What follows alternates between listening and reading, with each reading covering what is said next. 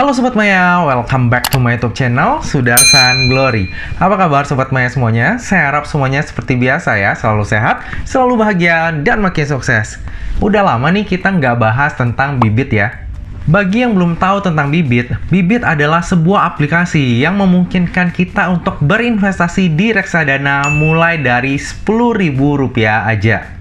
Saya sudah merangkum video mengenai Bibit mulai dari cara pendaftaran, cara beli, cara jual, cara pakai cashback referral, dan lain sebagainya di playlist Bibitin aja. Jadi bagi Sobat Maya yang ingin tahu lebih dalam tentang Bibit, langsung cus ke playlist Bibitin aja. Oke, jadi pada video kali ini saya akan share kepada Sobat Maya tentang dua reksadana pendapatan tetap yang returnnya itu stabil banget kayak reksadana pasar uang, tapi tentunya dengan return ataupun bunga yang lebih tinggi. Apakah udah ada yang tahu tentang kedua reksadana tersebut? Bagi yang penasaran dan ingin tahu, jangan lupa saksikan video ini sampai habis ya. Nah, jadi apakah ada yang udah tahu tentang kedua reksadana tersebut? Bagi yang udah mengikuti video saya semenjak lama, pasti udah tahu lah ya. Ya, betul banget. Kedua reksadana tersebut adalah Sukor Invest Stable Fund dan juga Dana Mas Stabil. Kebetulan ini udah akhir Oktober dan saya punya janji nih kepada Sobat Maya untuk mereview return dari Sukor Invest Stable Fund. Bagi yang belum tahu tentang Sukor Invest Stable Fund, bisa menonton dulu video saya yang ini. Di video tersebut, saya udah jelaskan secara details mengenai Sukor Invest Stable Fund. Dan saya juga langsung nih cemplungin dana untuk melihat sendiri ya, apakah benar returnnya sebesar itu atau enggak. Jika setelah menonton video tersebut dan ternyata masih terdapat pertanyaan, jangan segan-segan untuk ditanyakan di kolom komentar ya. Oke, jadi apakah return dari Sukor Invest Stable Fund ini beneran wow? Nah, setelah saya coba sendiri, ternyata return dari Sukor Invest Stable Fund ini beneran wow. Jadi kemarin tuh saya menempatkan dana sebesar Rp10 juta di Sukor Invest Stable Fund. Nah, untuk target returnnya selama 3 bulan itu adalah sebesar Rp175.000. Namun, ternyata return yang saya dapatkan malah lebih besar nih, yaitu sebesar Rp198.000. Jadi lebih besar ya daripada estimasi saya. Lalu salah satu kekhawatiran saya di Sukor Invest Stable Fund ini karena adanya obligasi WSBP di portofolionya Sukor Invest Stable Fund. Namun per 30 September 2021, obligasi WSBP ini udah nggak ada lagi di top holdingnya Sukor Invest Stable Fund.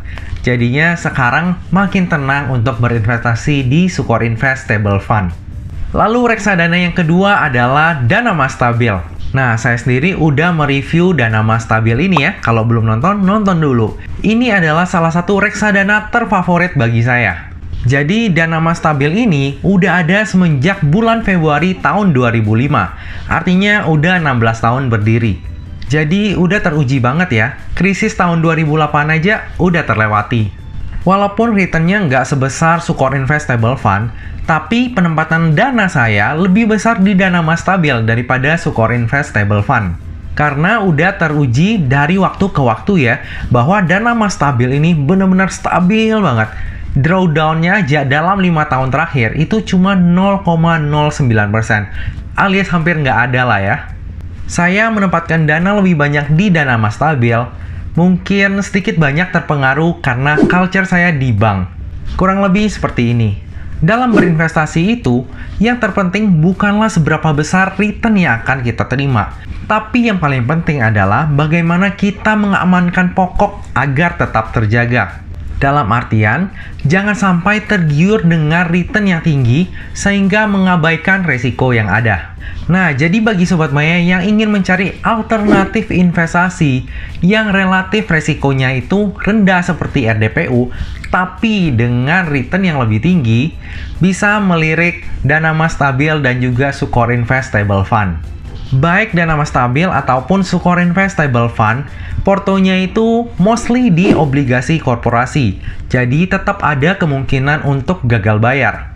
Jadi jangan sampai lupa untuk tetap manage resiko ya. Oke, sebagai penutup saya akan jabarkan perbedaan dari kedua reksadana ini.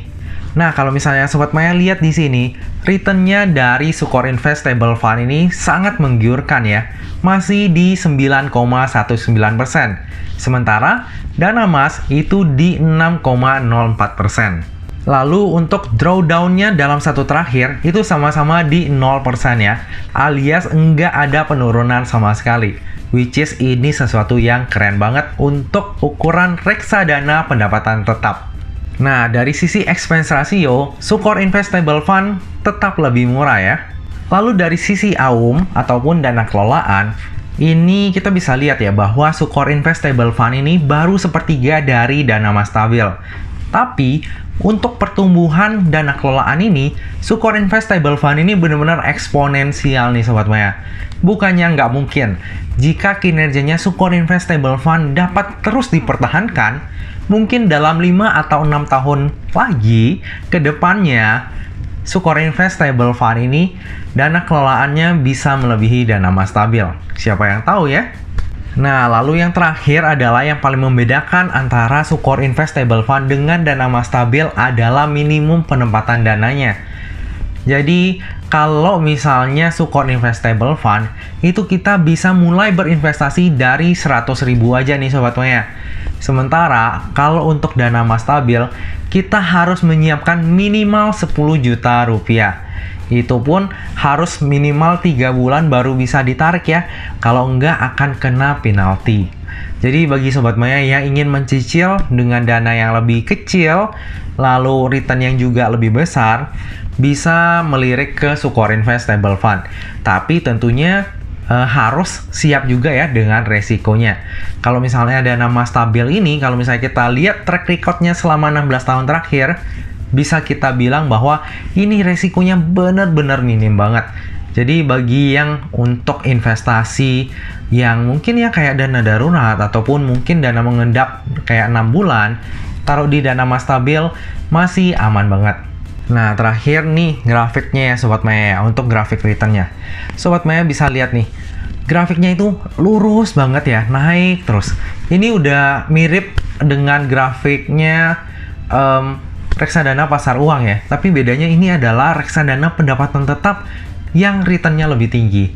Jadi kedua reksadana ini keren banget dan cocok banget jadi pilihan investasi bagi yang udah expert ataupun masih mau memulai investasi di reksadana. Kalian sendiri misalnya ada dana nganggur nih, lebih suka ditempatinnya di instrumen apa? Apakah tabungan aja, deposito, reksadana pasar uang, reksadana pendapatan tetap, atau instrumen lain? Coba share di kolom komentar ya. Nah Sobat Maya, demikianlah video saya kali ini. Semoga video ini dapat berguna ya untuk Sobat Maya semuanya. Akhir kata, jangan lupa untuk selalu jaga kesehatan, jangan lupa untuk selalu bahagia, dan semoga perjalanan investasi kita selalu cuan bareng-bareng. Sampai jumpa di video selanjutnya. Dah!